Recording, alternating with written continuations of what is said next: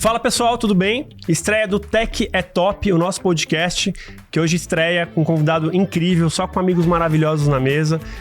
Seja bem-vindo, seja bem-vinda, curta o nosso canal, compartilhe o nosso canal e venha se divertir hoje nesse episódio incrível. Hoje eu tô aqui com a Renata Flores, minha co-host maravilhosa. Muito prazer, ótimo. O convidado especialíssimo, que é o Gustavo Cerbasi, que aceitou nosso convite de estar na nossa estreia, e o Jorge Ben, que é um grande amigo, defensor, entusiasta da sustentabilidade e da tecnologia. Então eu queria fazer a apresentação, começando com o nosso convidado. Seja bem-vindo, Gustavo. Obrigado por estar aqui com a gente. Eu que agradeço, Rafael. Uma honra estar com vocês, estreando aqui esse quadro. Ah, que show de bola. Vou fazer uma apresentação sua aqui para o público que não te conhece ainda. Acho que todo mundo te conhece, né? Mas para o público te conhecer melhor. Bora lá. O Gustavo Cerbasi, ele é um dos maiores influencers de finanças do Brasil. Tem 16 livros publicados. Tá nessa caminhada desde 2006, se eu não me engano. O primeiro livro, 2003, foi lançado. Educação financeira desde o ano 2000 mesmo, mas o livro chegou em 2003. Fantástico, maravilha. Eu te conheci na época da Bolsa de Valores, que foi mais ou menos por aí, 2005, 2006. Maravilhoso. Hoje você é um dos 100 brasileiros mais influentes da revista Exame, é isso? Da época. Da época. Ele regularmente elege lá os 100 brasileiros mais influentes. Eu, particularmente, me considero como um professor. Os alunos ajudam-me a me dar essa honra, mas estou lá entre as vozes mais ouvidas. Mas é maravilhoso, né? Assim, acho que é bom. Acho que vocês devem se sentir felizes, né, de poder ser um influenciador do bem e ter essa notoriedade tanta. É uma honra. Para mim, eu comecei a dar aula em salas de 20, 25 pessoas. As salas foram crescendo, viraram plateias e depois redes sociais. O fato de estar entre os influenciadores mais conhecidos, mais reconhecidos do mercado... Para mim, na prática, é uma sala de aula muito grande. Alunos que me ouvem e seguem minhas orientações. E você ajudou a democratizar o segmento de educação financeira, né? Com o portal Mais Dinheiro, com todo o seu conteúdo que você publica. Foi colunista da Fátima Bernardes no programa da Globo. Exatamente. Televisão, rádio, 10 anos de Rádio Transamérica. Fui colunista, mais de 100 colunas da Folha de São Paulo, Gazeta Mercantil na época, a revista Você S.A., várias revistas femininas. Não, Você S.A. foram várias, né? Você S.A. foi quase uma década também. Então, na prática... desde o ano 2000, criando conteúdo para orientar as pessoas, que lá no comecinho, para mim, era um escândalo ver as pessoas lidando mal com dinheiro num país que, na época, tinha juros de 20% ao ano. Hoje os juros são menores, tendendo até a cair, talvez, mas a educação financeira já está num outro patamar. Influenciadores financeiros é praticamente um segmento de mercado, né? Muita gente educa. Mas você que abriu o caminho, pensa. Foi. O Gustavo, ele é praticamente um influenciador há quase 2 décadas. Um precursor, quando isso nem existia, né? Esse nome, essa alcunha do influenciador. Existia as redes sociais, né? O pessoal punha no Orkut lá as manias que tinham, mas ninguém queria educar através das redes sociais, né? E ali realmente desbravei um caminho. Sim. Hoje tenho o orgulho aí de ter construído essa história, 16 livros, como o Rafael falou, e ter aí um histórico de alguns milhões de leitores, seguidores, alunos, enfim. É muito gratificante. Você agora também está, assim, você já trabalhou no mercado, ligado ao mercado corporativo quase a vida inteira, mas agora como executivo de seu novo empreendimento, como executivo de uma empresa que promove um plano de saúde de educação, plano de saúde financeiro, para a área financeira. É isso aí, plano de saúde financeira. A gente tem o plano de saúde convencional, que é para nós termos acesso fácil a laboratórios médicos. Hoje nós temos, através da Super Rico, a empresa que eu sou sócio, o plano de saúde financeira, que é a pessoa ter acesso direto ao planejador para negociar dívidas, para montar um planejamento, montar carteira de investimentos, planejamento sucessório, como pagar menos imposto, como realizar sonhos de forma mais eficiente. Então, tudo isso que a gente conhece através da educação financeira, a minha experiência, até como professor, mostra que as pessoas conseguem aprender, conseguem entender. Na hora de tomar a decisão, imagina que às vezes a pessoa tem lá 500 mil reais em caderneta de poupança e ouviu num vídeo que tem que direcionar da poupança para um CDB. A pessoa sabe o que fazer, mas ela quer ter aquele empurrãozinho, quer ter com quem falar e perguntar, é isso mesmo? Uma confirmação, Estou levando o dinheiro para o lugar certo? É esse seguro que eu tenho que contratar? Eu realmente tenho que vender minha casa, ficar 2, 3 anos sem para poder comprar uma melhor daqui a um tempo? Então, essa decisão difícil e complexa, por mais que a pessoa entenda, às vezes a decisão que envolve toda a riqueza que a pessoa acumulou em 10, 15, 20 anos de vida. Então o planejador financeiro ele passa a ter uma importância cada vez maior, que é o cara que vai estar do lado da pessoa que dá aquele mergulho, né? Vai ser um mergulho maravilhoso, acrobático e tal, mas vai ter alguém do lado acompanhando para dar todas as instruções. E na Super Rico, além de sócio, você é CXO. O que é um CXO para o leigo, Gustavo? É o Customer Experience Officer, né? Eu cuido da experiência do usuário, porque a Super Rico é uma plataforma que conecta planejadores a pessoas que querem planejamento. Como conecta? Tradicionalmente, o planejador sentava como eu e você. né? Durante 2 horas a gente conversava, na primeira hora eu perguntando, na segunda você me contando. Isso era pouco produtivo. Um planejador, eu já fui planejador, conseguia ter talvez 4, 5 clientes num dia. Com o uso da tecnologia, com o uso de aplicativo, eu consigo fazer com que um planejador trabalhando sozinho consiga atender no mesmo dia 15 ou 20 pessoas. Porque na hora que você entra em contato com o planejador, ele já olhou na plataforma como é que está a sua situação financeira, onde está o desequilíbrio, quais são os sonhos que você quer construir. Você já fez algumas simulações, você desistiu de algumas simulações, ele vai tentar resgatar aquilo que você simulou. Quero me aposentar em 5 anos. Aí você faz a conta e fala, não, acho que vai ser em 30. Na hora que você contata o planejador, ele fala, eu lembro que você queria se tornar independente em 5 anos. Vamos tentar esse projeto? Sim. Então, ele vai ter muito mais eficiência no trabalho e consegue, num atendimento de 15, 20 minutos, fazer o que antes levava 4, 6 horas para fazer. Perfeito. E aí, com tecnologia, eu consigo tornar o trabalho mais eficiente. E aí, o Experience Officer, né, a pessoa que cuida da experiência do usuário, eu cuido da maneira como a pessoa se relaciona com a tecnologia, com a plataforma, com o planejador, a avaliação que é dada ao planejador, eu cuido para que ela seja sempre a máxima. Se a pessoa não estiver feliz, eu vou trocar o planejador, né, que a princípio é sempre o mesmo. Claro. Então, eu estou fazendo com que as pessoas... E você democratiza também, né? Porque eu entendo que o custo de um profissional desses é muito caro no mercado, né? Então, se eu fosse contratar um consultor sem ser pela Super Rico, seria mais caro para o público leigo? Sim. A ideia é que a gente dê escala para o trabalho com a pessoa pagando menos. Com a tecnologia eu consigo dar escala ao trabalho do profissional e ele vai ganhar muito mais do que ele ganharia sozinho. Ele vai ter muito mais clientes do que ele teria sozinho. No meu melhor mês de planejador, eu atendi 40 pessoas. O meu objetivo é que cada planejador super rico tenha 300 pessoas simultaneamente sendo atendidas. Fantástico. Então são 300 pessoas que vão trazer renda e a meta é que a gente traga não só emprego, mas renda significativa também. E desvinculada de uma opinião enviesada de um banco ou de uma instituição financeira. Uma pessoa que está isenta, conhece várias instituições. Se o cliente nos chega com um relacionamento bancário, não importa qual seja o banco, eu vou mostrar para ele o que ele tem de melhor naquele banco e vou comparar com o que há de melhor no mercado. Não vou fazer sozinho, a gente está entrando num momento da economia que o Open Bank e o Open Finance começam a funcionar. Então, a pessoa, quando ela dá aquele sim, né, no cadastro lá do banco, falando, sim, eu aceito que meus dados sejam oferecidos à concorrência, ela vai ser bombardeada por ofertas que o próprio banco que ela tem conta vai ter que cobrir. Então, a ideia é que com planejamento financeiro aconteça no Brasil o que aconteceu há 10, 15 anos atrás nos Estados Unidos, em que a competição ficou muito mais eficiente. Se você for financiar uma casa agora nos Estados Unidos, a melhor taxa de juros do mercado é de 4% ao ano. A pior é de 4,8%. Está ali, muito próxima da outra. No Brasil, você tem uma diferença muito grande, porque a competição é frágil. Eu quero mostrar para o banco que o meu cliente merece pagar menos juros porque ele tem uma vida planejada. Porque o meu aplicativo vai mostrar para ele, com meses de antecedência, que ele extrapolou a verba de mercado em 3%. Então, eu preciso que ele na próxima semana recue em R$15 a compra de mercado para se manter equilibrado. Eu não vou dizer para ele lá no fim do ano que, estourou em R$1.000 a sua conta. Agora, o que a gente faz? Né? Não, eu vou avisar de 5 em 5 reais que ele tem que regular o passo. Maravilha. A chance dele errar fica muito menor. E qualquer cliente, Gustavo, vou fazer aqui um parênteses. Vamos pensar numa senhora ali por volta de 68, 70 anos, que nunca tomou as rédeas da vida financeira, Sim. que, enfim, provavelmente ou perdeu o esposo, ou enfim, aconteceu alguma coisa e agora ela quer revolucionar.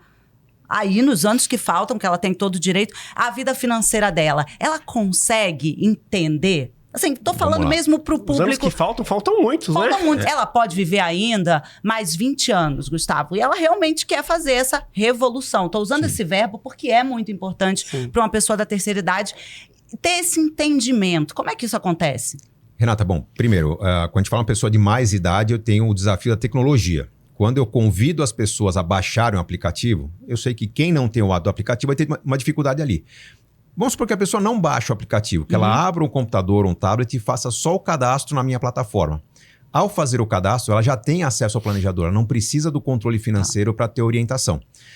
O planejador pode ajudá-la a fazer essa integração. Nós estamos no desenvolvimento da tecnologia, daqui a alguns meses, ela não vai ter que preencher o orçamento doméstico. Ela vai abrir o aplicativo dela, colocar o rosto dela para fazer o login. Sim. O próprio aplicativo puxa o extrato bancário, puxa a fatura do cartão para mostrar quanto ela está gastando e como está gastando. E é em cima daquilo que o planejador trabalha.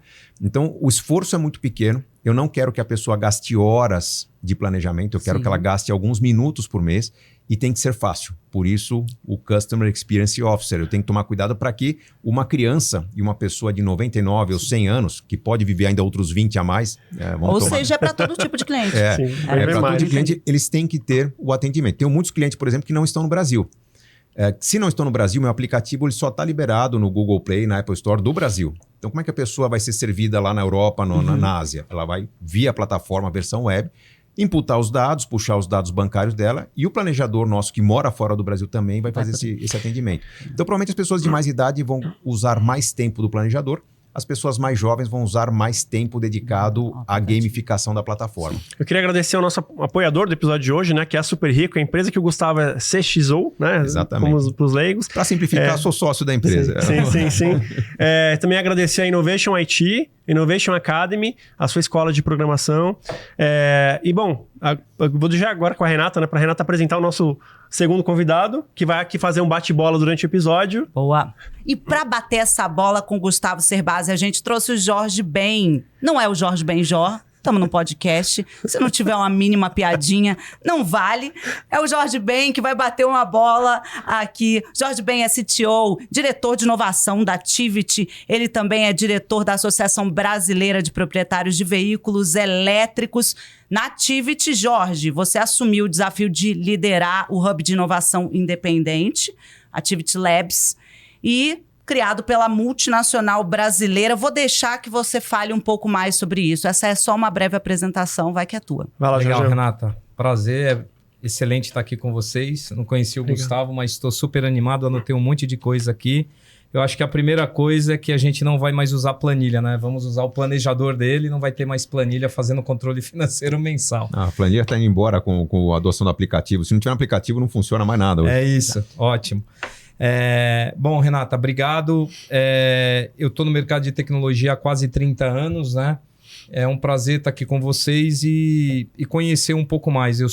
Acompanho muito o mercado financeiro, sou investidor, né? Não sou investidor profissional igual o Gustavo, mas a gente vai aprendendo, vai comprando um monte de ação errada aí e vai dando certo no final do dia. A gente conversa, né? Para acertar isso. Agora, bom, é isso. E eu tenho um ponto já, né? Você estava comentando, a gente estava falando antes, estava comentando alguma coisa a respeito do teu apartamento, né? Que você vendeu o apartamento. E eu tenho uma história parecida, eu acho que o Rafa lembra disso. Estava empreendendo, eu tenho uma empresa de satélite, sou empreendedor também. E um belo dia, cara, eu peguei todo o dinheiro que tinha e comecei a colocar na empresa. E a minha pergunta é, quando você vendeu o teu apartamento, olha que minha letra é horrível. A tua esposa não brigou contigo?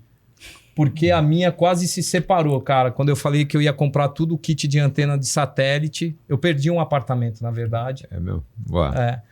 E eu anotei... Bom, o Gustavo hoje vai fazer, então, o papel de conciliador. Vamos lá, conciliador. Então, vamos lá. Sua esposa tá assistindo, Jorge. A gente vai agora dar o close, que a gente vai ter esse entendimento nesse momento. Vamos lá. Não é tão difícil de entender. Na verdade, quando a gente comprou o apartamento, curiosamente, diferentemente do que acontece com a maioria dos casais, a gente já tinha a decisão de não comprar. A ideia era alugar, porque a gente não encontrou um apartamento como a gente gostaria, ou os que a gente encontrou não cabiam no bolso. Então, a decisão era alugar por um tempo. Já está tudo decidido, o tamanho do apartamento, o prédio. E a gente foi, quando estava visitando o apartamento, a gente ficou sabendo que um dos imóveis daquele prédio estava em leilão. E aí nós decidimos comprar no leilão esse imóvel por um preço bem abaixo do mercado, deixando de alugar, mas já com a decisão de ficar apenas um pequeno tempo. Que logo que a gente morou, a gente falou, puxa, é gostoso, é legal de receber os amigos, mas quando vem alguém... falta espaço, e quando tiver um filho vai faltar mais espaço ainda. Então a decisão já era de vender.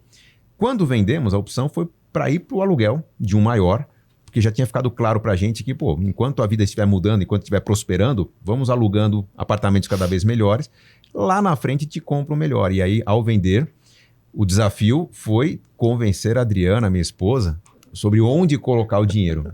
E era um momento bem oportuno, um momento interessante, que a bolsa estava super em baixa. E eu sempre trabalhei com análise de ações, mercado financeiro, dava aula sobre isso e via meus alunos prosperando. Falei, vou dividir.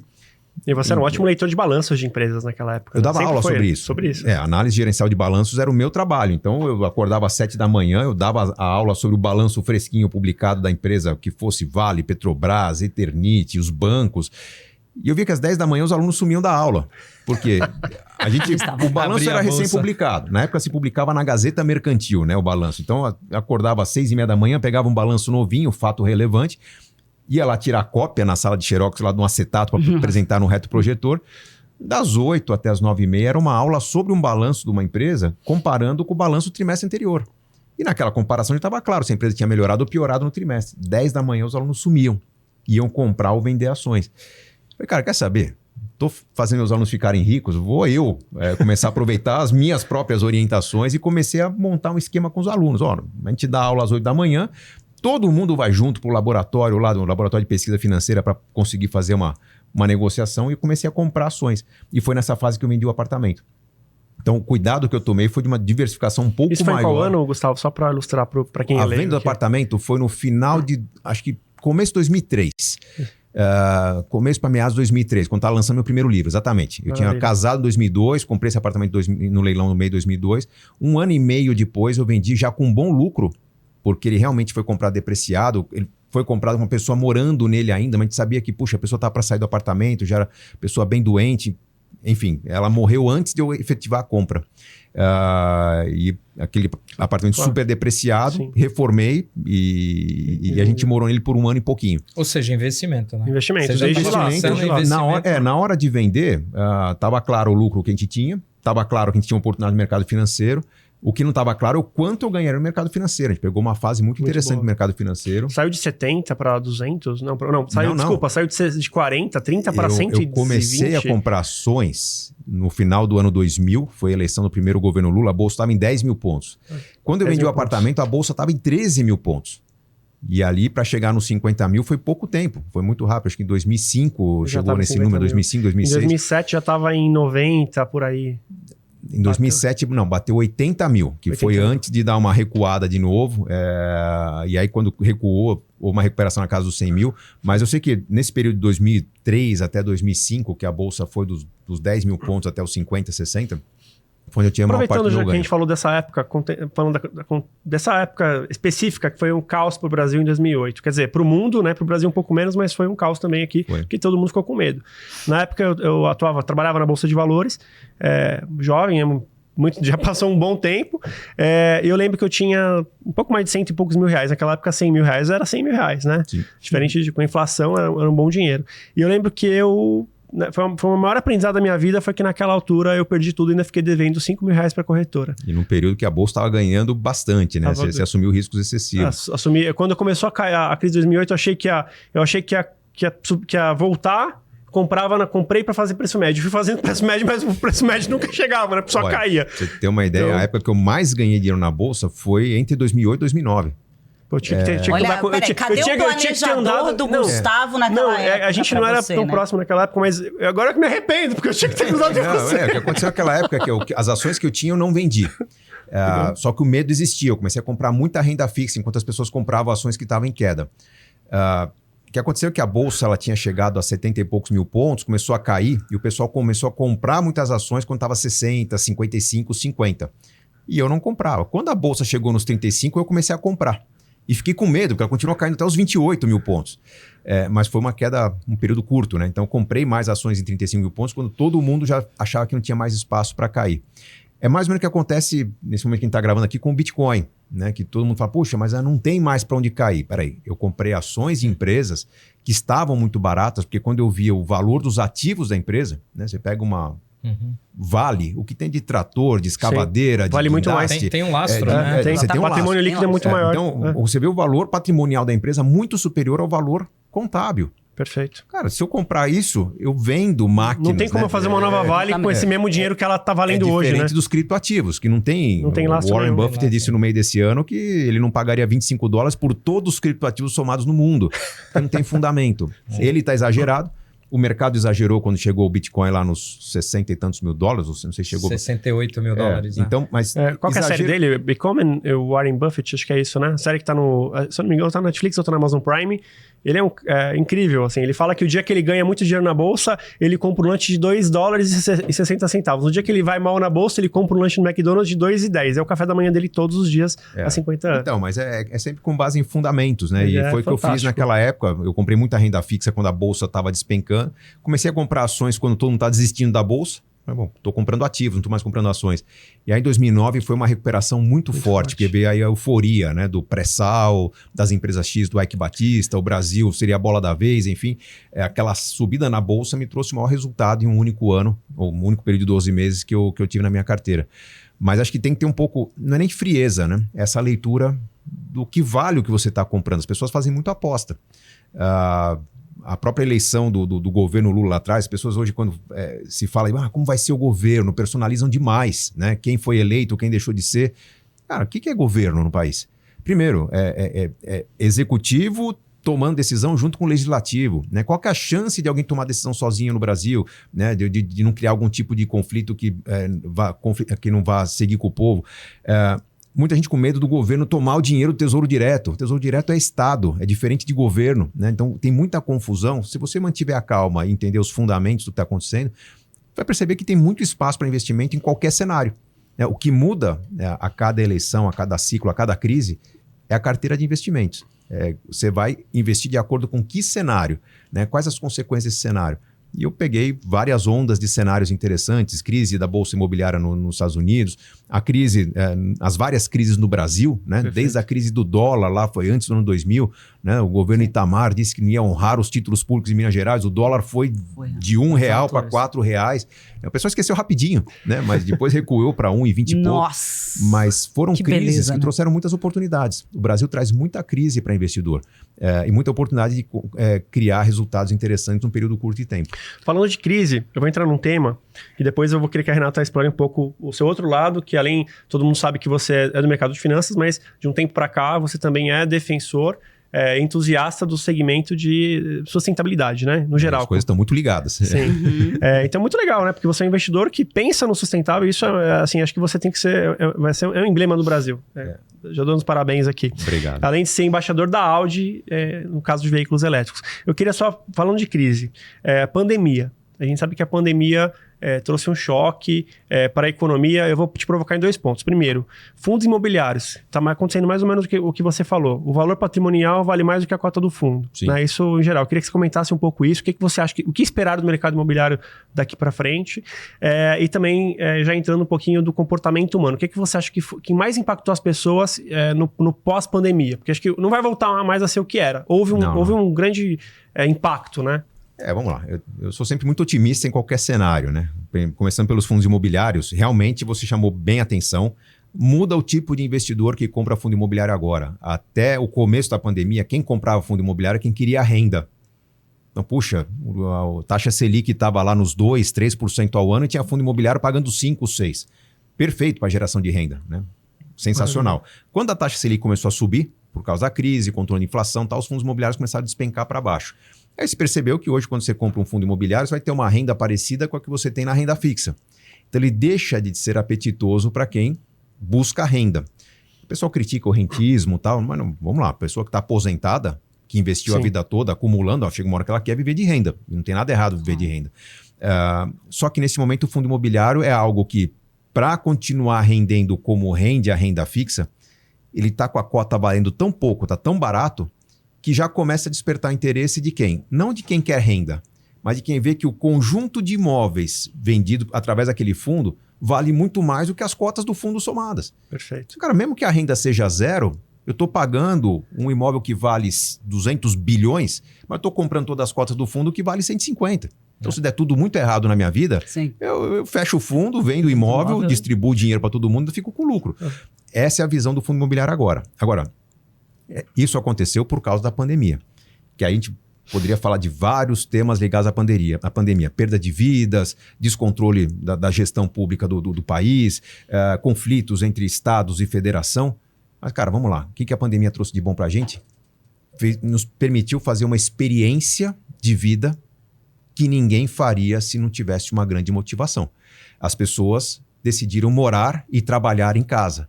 Casais que se viam 1 ou 2 horas por dia passaram a conviver 12, 15 horas por dia, né? Fora o tempo dormindo.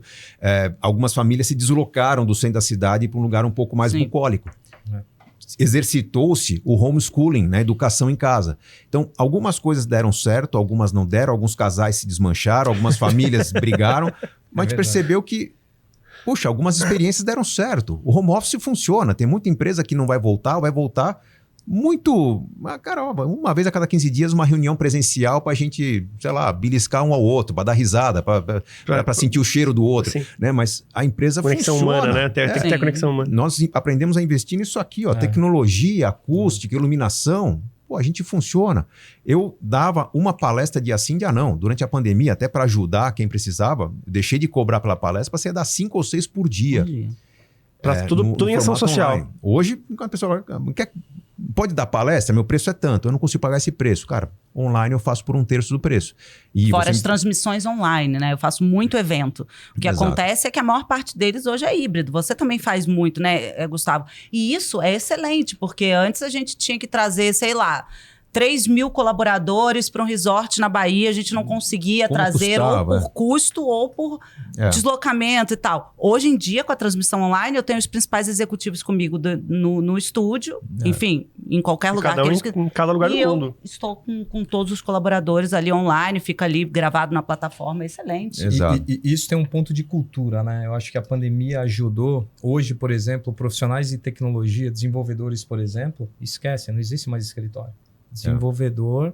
Hoje eu tenho gente na Bahia, aí o cara que tava na praia virou e falou assim, tô indo lá pra Chapada Diamantina. Eu falei, tem internet?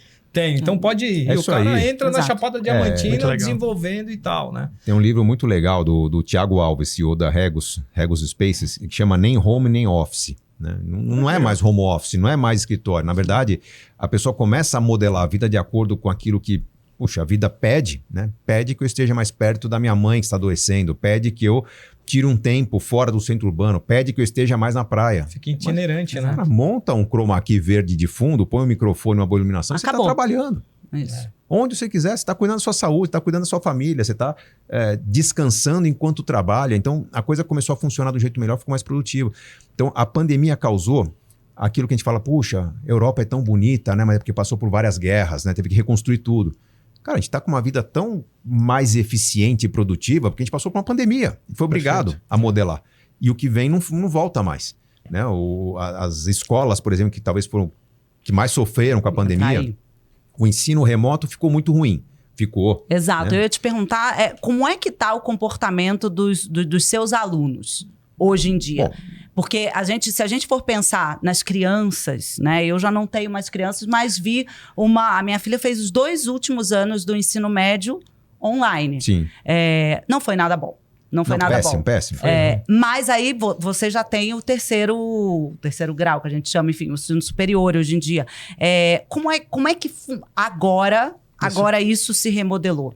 Bom, primeiro um depoimento pelos meus filhos, né, que sofreram na pandemia, mas a gente vê que agora que voltaram ao presencial, o que foi incorporado pela pandemia não foi descartado mais.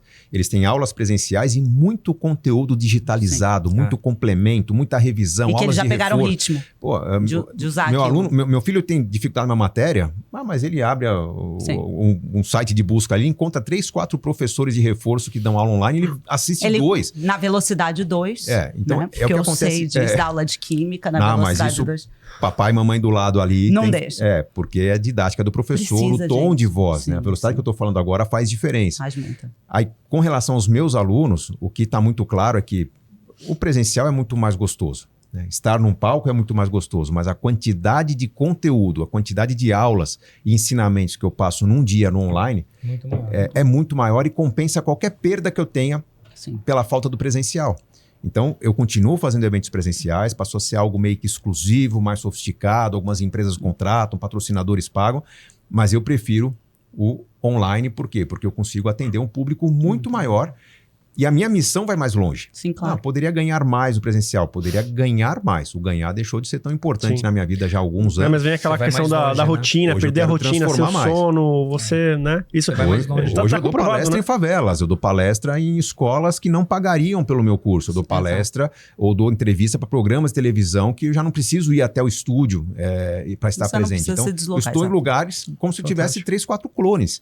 Né, há 2 anos atrás. Eu queria que você contasse, porque assim, parece que se fosse prever o tempo, você praticamente acertou em todos os tempos, né? Porque você de uns anos pra cá veio construindo... É bom ouvir isso, eu sou o cara que eu acho que mais errou nessa vida. Não, eu acho que não. Ele veio construindo uma casa referência em sustentabilidade no interior de São Paulo. A gente não vai falar a cidade, mas no interior de São Paulo. Todo mundo sabe, imagina, São Roque. Todo mundo sabe. Então volta. Tem vizinhos novos lá. E, cara, não tinha tempo mais perfeito pra você fazer isso. Você fez uma casa que, quando veio a pandemia, você conseguiu se isolar com muito conforto. Eu queria que você contasse como surgiu essa ideia dessa casa sustentável e contasse as tecnologias. A Renata vai explorar mais isso, que é um tema que ela gosta, mas eu queria que você contasse esse episódio. Sabe que eu me sinto, às vezes, meio idiota planejando. Porque eu não sou aquele cara que fala, eu vou montar um negócio para faturar milhões, eu vou fazer uma casa que vai ser um sucesso fantástico. Eu comprei uma casa. Não comprei porque eu queria comprar. Eu queria alugar essa casa. Quem estava alugando para mim estava quebrado, descobriu que eu era planejador financeiro, pediu uma orientação. Eu falei, cara, você tem que vender o que você tem. Mas ele não sabia que você ia ser o comprador, né? Não, eu não queria comprar casa. Sim. E eu falei, cara, você tem empresa quebrada, você está com dificuldade de fechar as contas, filho entrando em faculdade, você tem que vender alguma coisa, né? Eu falei, cara, essa casa que eu estou tentando vender há mais de 1 ano, ninguém faz sequer uma oferta.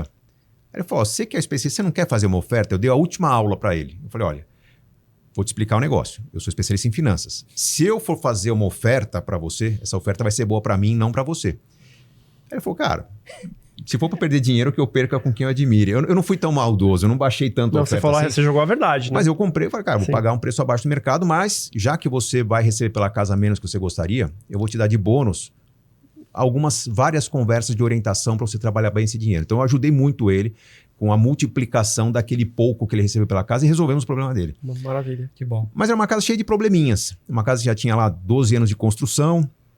O esgoto, quando a gente usava muito a casa, cheirava mal, né? A fossa subia. Cara, eu quero tirar o cheiro de esgoto. E foi nessa de tentar tirar o cheiro de esgoto que eu conheci uma pessoa que falou, cara, vamos tirar o esgoto da casa. Falei, cara, mas como assim tirar o esgoto da casa? Vou fazer o quê? Vou dar fralda para meus convidados no fim de semana? Não. Vamos criar um sistema que consome esgoto, tal, biodigestor. Eu falei, nunca ouvi falar disso, mas faz sentido. E aí assumimos que, dá para fazer um biodigestor? Dá. Mas para fazer o biodigestor tinha que separar a água da água preta da água cinza. Água preta é descarga e triturador de comida, né? Água cinza é pia, lavabo, né? É chuveiro, água com sabão e gordura do corpo. Se tinha que mexer em todos os canos da casa, eu falei, que trabalho, vai ter que estragar essa casa. Eu falei, não, mas a gente aproveita para um sistema de captação de água da chuva, que chove bastante aqui. Falei, esse era seu parceiro, hein? Porque olha só, porque ele é aquela pessoa que vai te dando uma solução, um problema, uma solução. Renato, sabe o que aconteceu? Esse era um cara acostumado a trabalhar com sociedades ou lugares que não tinham serviço público, não tem tratamento de água, não tem coleta de esgoto. Então ele ia trabalhar em tribos indígenas, em bairros pobres, em comunidades mais afastadas. Ele descobriu alguém que tinha grana. Você, se puder investir, você vai fazer um negócio que vai ser sensacional. O que aconteceu? Aliás, eu conto nesse livro aqui, A Riqueza da Vida Simples, toda a história dessa casa. Quem ainda não viu, o último livro do Gustavo publicado foi antes da pandemia. 2019, ele saiu em outubro de 2019, pouco antes da pandemia. Então fica aqui uma dica de leitura. Enfim. Já visionário, A Riqueza da Vida Simples, que é exatamente o que a gente foi procurar durante a pandemia. Maravilhoso. Exatamente. Excelente leitura nesses últimos anos. A gente começou a construir um sistema de captação de água da chuva, tratamento da água da chuva para a gente poder beber, e a casa ficou uma casa autossustentável em água, ou seja, não pago água, autossustentável em energia por geração fotovoltaica. E a gente estava pronto, por exemplo, um apocalipse zumbi, né? Vai que não tenha mais serviço de fornecimento de energia, serviço de fornecimento captação de água, captação de esgoto. Eu conseguia viver naquela casa sem serviço público. E sem Por quanto tempo? Por quantos anos? Décadas. Podia plantar mandioca, plantar alface. Então, geração fotovoltaica, vida útil entre 25 e 30 anos. Tratamento de esgoto é alvenaria. Se der algum problema, você corrige. Então, vida útil de 15, 20 anos. e você falou de plantar mandioca, né? Me fala, cara, se você colocar galinhas na sua casa, se eu colocar galinha, meu cachorro come. Né? Mas se não tiver mais onde comprar galinha, eu mando o cachorro embora, né? Solto na mata e ponho galinha lá. Você sabe que tem, né? A Embrapa 0,51 e a 0,53. Um é a poedeira e outra para corte. É, isso eu não sabia, tá vendo? E anota aí que... Não, eu ia pôr umas galinhas de Angola, porque também tem bicho ali, tem bastante... Quanto tempo, Gustavo, essa casa ficou autossustentável dessa maneira? Em quantos Então, anos vocês... A reforma durou 1 ano e meio. Tá. Era para durar 6 meses. Não, ela custou mais, demorou mais, mas Mas como... 1 ano e meio é um tempo muito curto. Muito curto, Sim, ainda mais não, com uma mas obra dessa, eu assim. fiquei ansioso, né? Porque, poxa, eu queria usar a casa, Sim, claro. ela era recém-comprada, mas justamente por isso que ela virou livro. Se eu soubesse ao final da obra, aliás, se eu soubesse no início da obra tudo que eu estava sabendo ao final da obra, teria custado muito menos. Então, o que eu decidi fazer? Compartilhar com as pessoas. Claro. Ó, tem soluções aqui. O conceito por trás dessa casa é o sobrevivencialismo. É você viver sem depender de governo, de serviço, De dos outros. consumismo, Dá para enfim. morar sozinho? Dá, até dá. Com alguns ajustes ainda, mas dá. Mas foi essa lógica que já estava pronta em 2018. Eu já comecei a desfrutar dessa casa. Criei a série Casa Inteligente no meu canal no YouTube. Tem todos os detalhes dos sistemas. Quando em 2019 eu decidi colocar essa solução para o público, eu tinha um livro que eu acho que não vai vender. Né? Sustentabilidade, eu falava de finanças, casa inteligente, acho que é muito adiantado para o que o Brasil vive hoje. 3 meses depois veio a pandemia. E quando na pandemia eu me vi obrigado a ir para casa e falei, puxa, basta eu colocar umas mandiocas, umas batatas a mais. Eu sobrevivo. Basta aumentar a horta, as frutas, né? O que ia faltar? Carne? Cara, se faltasse carne mesmo, eu ia soltar umas galinhas lá no fundo. Isso aí. Cara, é tudo o que eu precisava. Eu me senti muito privilegiado. Foi isso que me fez liberar a agenda totalmente para palestras, para lives, para orientações gratuitas. De março de 2020 até final de maio, começo de junho, eu trabalhava quase 16 horas por dia cobrando 0. Esse livro foi disponibilizado para download gratuito na internet. Foram mais de 120 mil downloads gratuitos. Porque eu queria ajudar as pessoas. Falei, cara, eu estou bem demais. Num lugar que eu não preciso nem de máscara, né? As pessoas estão isoladas, encaixotadas em São Paulo. Pô, vamos lá, vamos pensar em sair um pouco da cidade, né? Fecha o apartamento, aluga para quem precisa na E cidade. foi a época que você estava mais feliz, Gustavo? Não. Eu estava desesperado nessa época, porque eu tinha a sensação de estar, sabe, cavando aquele buraquinho na beira do mar? Você faz o buraco, vem o mar e enche. Eu não dava conta. Como assim? Peraí. Não, calma, Deixa eu contextualizar. entender. Você estava mais feliz por estar com a família Feliz pela confortável, família, mas morando. infeliz pelo mundo. Eu tava né? infeliz Porque o pelo mundo. passando. Tava eu, meus filhos, a gente ouvia falar das pessoas sofrendo, as pessoas se fechando, perdendo parentes. Eu estava morando com a minha mãe, com a minha sogra, minha empregada, a filha dela foi morar comigo também lá. Era uma comunidade. Uma comunidade. Então a gente estava lá legal. em 5, 6, 7, Pois 8, é. 9, 12 pessoas Uma morando, comunidade. contando a família do meu caseiro. Sem problema algum, ninguém usando máscara, né? E boa parte da alimentação vindo da nossa horta, do nosso pomar. Legal. Só que eu sentia que eu tinha que compartilhar aquelas ideias com as pessoas e por mais que eu tentasse ajudar, não dava conta. A situação estava ficando... O que era financeiro no começo virou jurídico no segundo momento, virou de saúde pública e mental no terceiro momento. Eu fiquei ansioso no fim de 2020. Né? Tanto que eu comecei a fazer terapia. Falei, cara, ninguém me ajuda. Que Eu bom! Não tô dando conta. Que bom! Não, É difícil admitir que, né? É verdade. Olha que é. coisa maravilhosa, porque o seu público, eu acredito, e espero que esteja errada, que ele é majoritariamente masculino. Espero que eu esteja errada. Mas a gente pensa que sim. E aí, quando a gente vê 80%. aqui, tá acompanhando a entrevista do Gustavo, que tem mais de 40 anos. 48 agora. Tá, 48 anos. E que assume que, enfim, começou a fazer terapia na... Eu sei que isso foge à nossa pauta, mas eu acho interessantíssimo a gente colocar isso. Que não é vergonha nenhuma, né, Rê? Não, é muito mais do que isso, né? É necessário. Ele não tá contribuindo somente com ele, com a saúde de todo mundo à volta Renata, dele. eu há 24 anos estudo equilíbrio. O equilíbrio, boa parte do desequilíbrio das pessoas começa no financeiro. Quando não por faltar. Tá? Às vezes a pessoa ganha muito bem, mas ela tem muitos sonhos para realizar e está trabalhando demais e o dinheiro, ela quer para uma coisa, é casada com uma pessoa que quer outras coisas, começa a construir uma ansiedade. A ansiedade nos tira o sono. Muito. Se eu durmo mal, eu acordo mal. Se eu acordo mal, eu produzo menos no trabalho. Eu começo a afetar as pessoas com quem eu trabalho. Se eu trabalho mal, eu chego em casa sobrecarregado. Começa a afetar a vida pessoal, Matrimônio, sexual, sim. relacionamento com os filhos. Começa tudo a desandar. Então, se a pessoa não percebe, é um sinal de ansiedade que tem que parar e fazer alguma coisa, ela vai daqui a pouco estar vivendo os medicamentos da depressão. Isso é uma construção. E somente eles. Eu não tenho problema financeiro há muito tempo. Quando eu vi que eu estava ficando ansioso, ansioso por quê? Se eu tô onde eu quero, com quem eu quero, vivendo como eu quero, educando como eu quero, tô ansioso. Alguém me ajuda. Vamos para a causa do problema. Vamos fazer terapia, vamos conversar com especialistas. Você sempre produziu muito, de repente veio a pandemia, meu trabalho sempre foi cuidar do meu cérebro. Eu tenho que estar em equilíbrio. Produzir um livro não é um negócio fácil. Não. Eu tenho que estar com uma energia lá em cima para criar um conteúdo, me colocar o chapéu da minha avó lendo, do meu filho lendo, da minha mãe lendo, dos meus amigos lendo, dos meus concorrentes lendo. Né? Se eu não estiver consciente e tranquilo, eu não vou ter um livro de qualidade.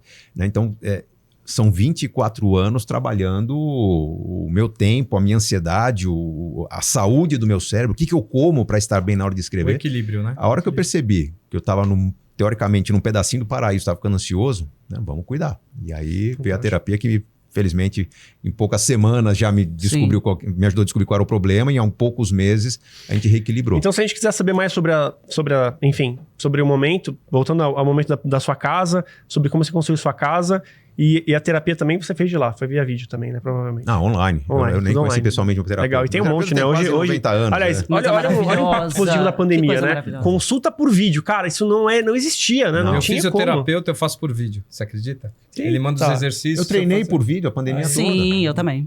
Eu também. Agora, uma coisa que você falou só para concluir essa questão da casa, né? Eu achei que eu fosse maluco. Casei em 2005. Eu sou teu vizinho em Araçariguama, que é pertinho do lado cidade de São do Roque. avião ali do Jocelino. Exatamente. Eu tenho uma chácara lá. Quando eu casei, eu fui morar lá.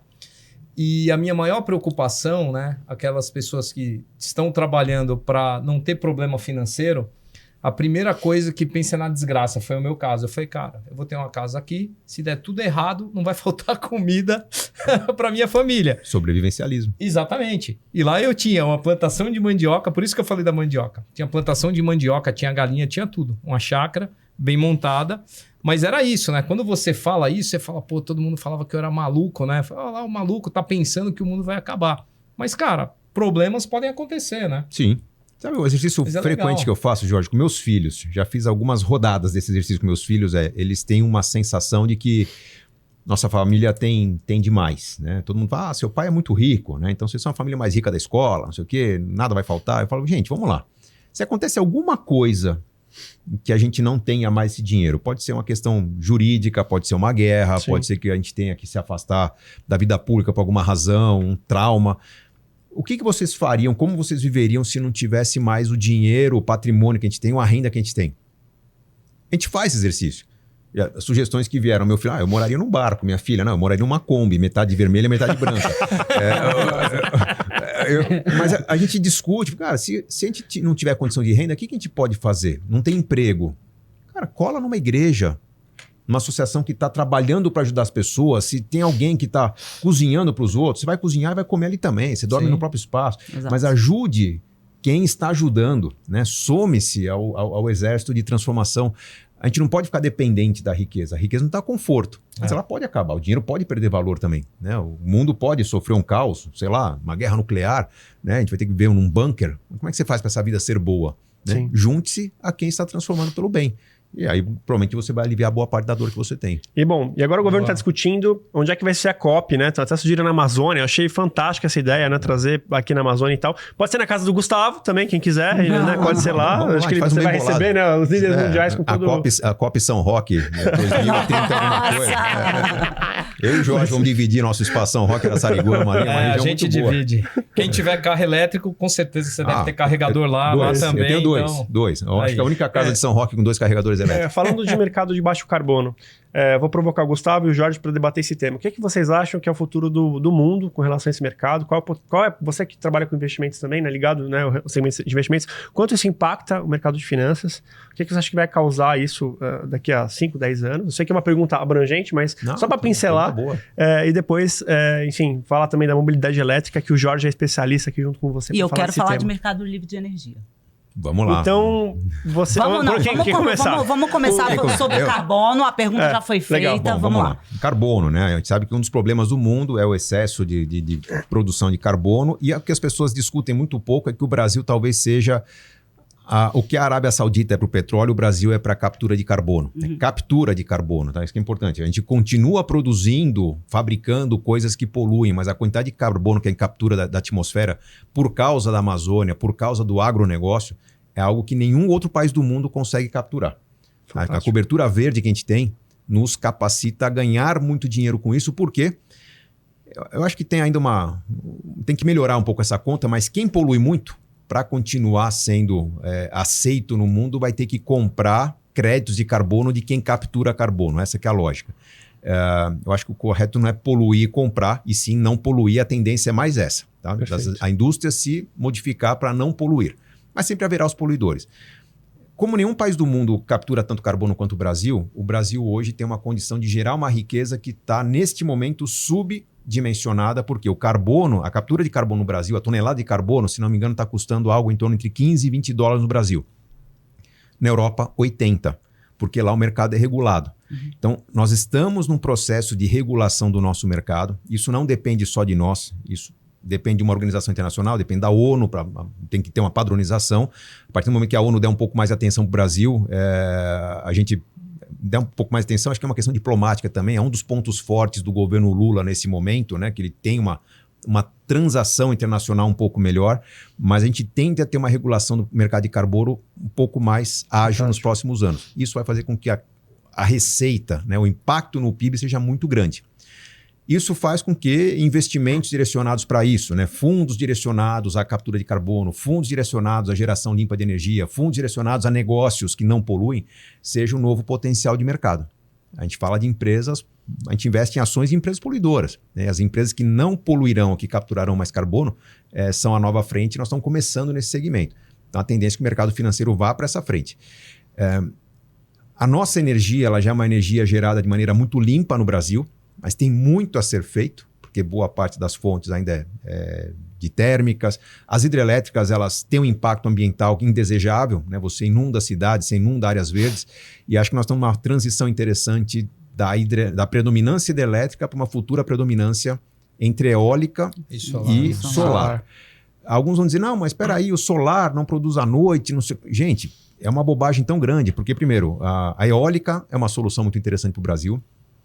A solar, ela tanto pode ser complementada por baterias, quanto pode usar as atuais hidrelétricas como backup noturno. A gente está falando de, puxa, mas a hidrelétrica ela faz com que tenha, num período de escassez de água, você não gere tanta energia, a energia fica cara. Não, você vai usar menos hidrelétrica, vai usar mais a solar, e quando, durante a noite, você não tiver geração solar, você usa a hidrelétrica numa quantidade bem menor que você estava usando até então. Então, se você eliminar as termoelétricas e usar as hidrelétricas como backup do solar e eólico, você passa a ter uma matriz totalmente limpa no Brasil. E não estou falando ainda da biomassa, né? Que é uma forma de você usar os dejetos e capturar o carbono também de maneira mais equilibrada, enfim. Mas tem toda uma perspectiva muito interessante de uma geração mais limpa, mais barata, mais eficiente, e o Brasil sendo a referência do mundo para isso, porque talvez o mundo não tenha condições de gerar como o Brasil, mas o Brasil tem condições de vender para o mundo. Porque a eólica é muito produtiva. Tem um estudo feito, eu não lembro de cabeça qual que é a instituição que fez, mas eu precisaria cobrir a área do Distrito Federal. Não tenho nada, não quero dizer nada com isso, tá? Mas a área do Distrito Federal, ela é suficiente para gerar toda a energia que o Brasil precisa. Basta eu cobrir com placas solares. Né? Acho que aí é plano, é uma região ótima ali. Não. Uma maneira de falar, né? Não vamos acabar com Brasília. Mas é aquele tamanho, aquela dimensão. Eu posso pegar uma área mais desertificada no Nordeste, uma área, alguma grande represa, né? Uma hidrelétrica que inundou uma área, põe placas flutuantes. Eu não preciso perder nada de território, de agronegócio, não preciso destruir Brasília, né? As obras do Niemeyer, mas eu preciso daquela área para gerar toda a energia que o Brasil precisa.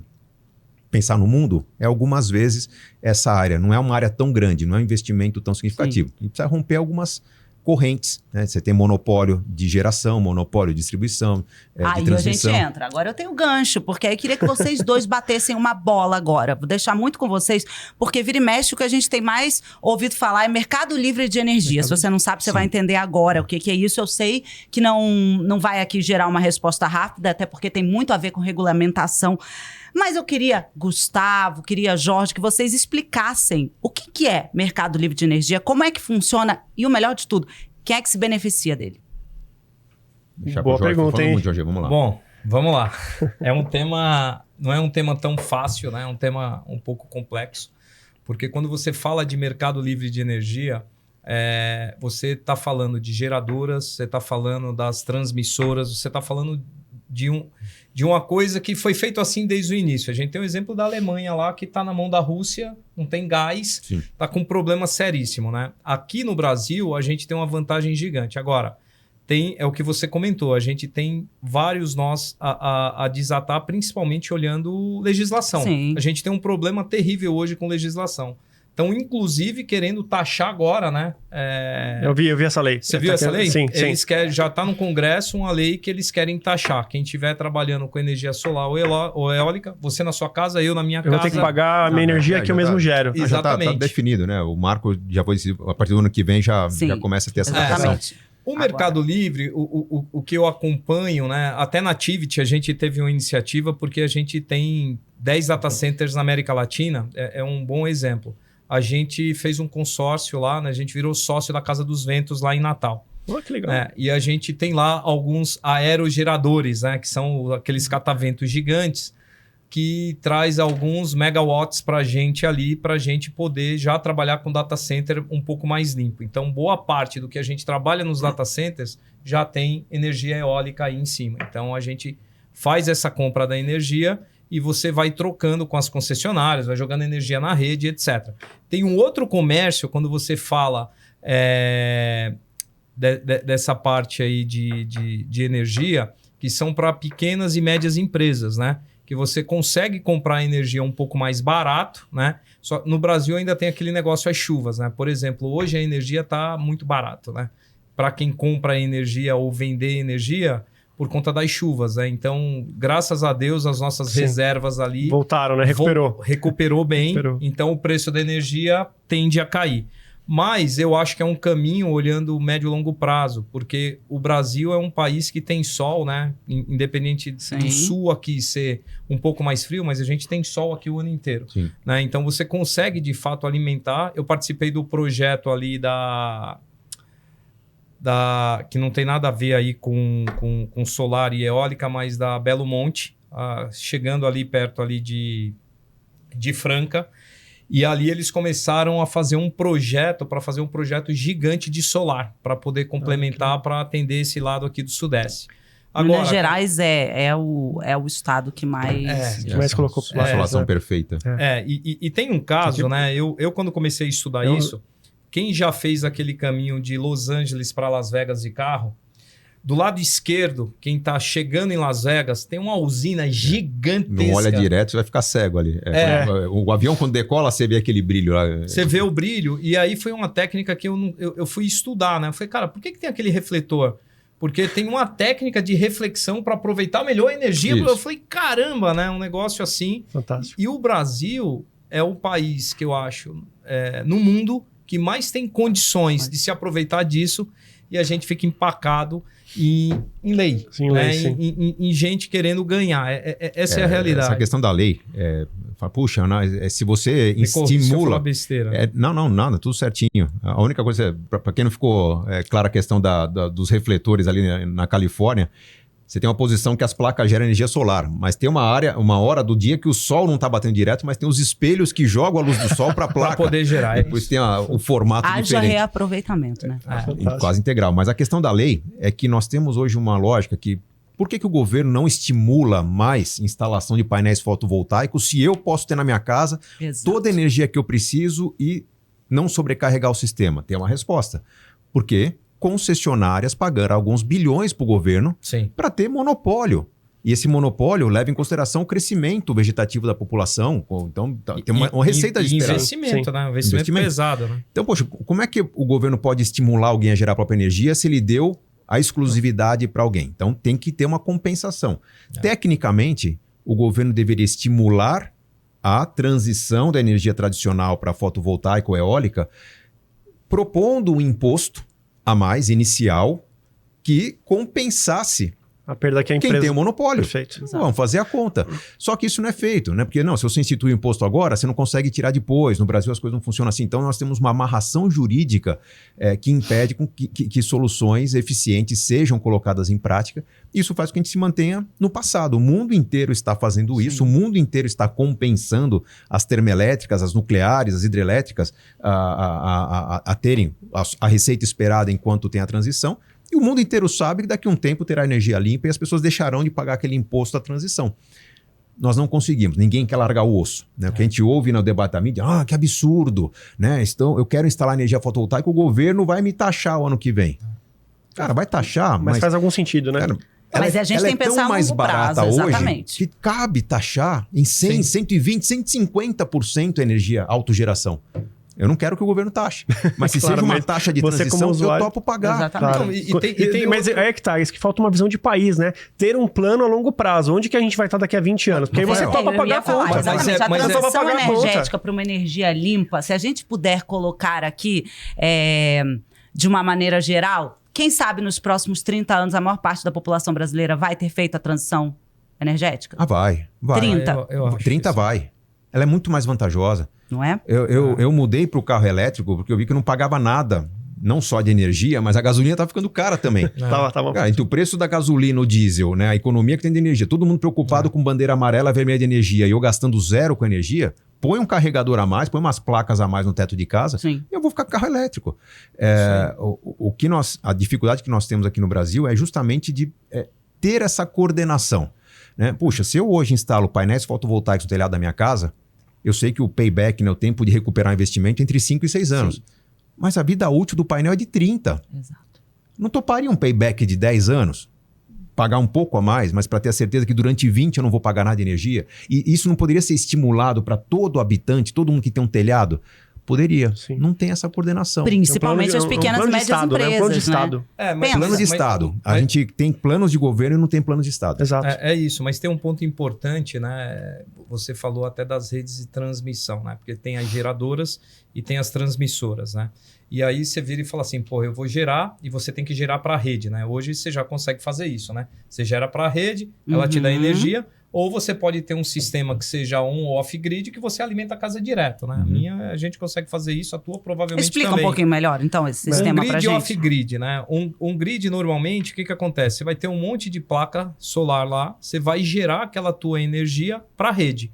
Ou seja, você vai ajudar a transmissora a levar a energia e abastecer quem precisa ser abastecido.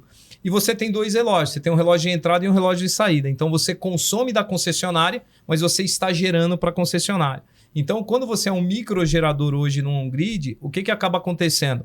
Você pode, pelo menos em São Paulo, você pode cadastrar até 6 contas no teu CPF para você abater isso em outras residências. Desde que na mesma distribuidora. Isso, desde que esteja, bem lembrado, que esteja na mesma distribuidora. O off-grid, você não depende de ninguém, que é o conceito de você viver sozinho sem depender de ninguém. Põe as placas, põe a bateria. Que é o seu caso de São Roque. E acabou. Não, ainda não pus as baterias que elas estavam caras. Claro. Agora elas são viáveis. E vão ficar mais baratas, porque a gente que conduz carro elétrico, daqui a pouco vai ter o momento do descarte das baterias de carro elétrico, que não é um descarte. Porque as baterias de carro elétrico, elas têm uma capacidade, elas mantêm essa capacidade por 10, 12 anos no uso móvel do carro. Liga, desliga, acende, apaga farol, uso contínuo, acelera, freia. Quando ela começa a perder eficiência, você põe no uso estacionário, que é na casa. Simplesmente armazena energia para usar à noite. Ela tem mais 10, 12 anos, até 15 anos de vida útil, depois de descartada do carro elétrico.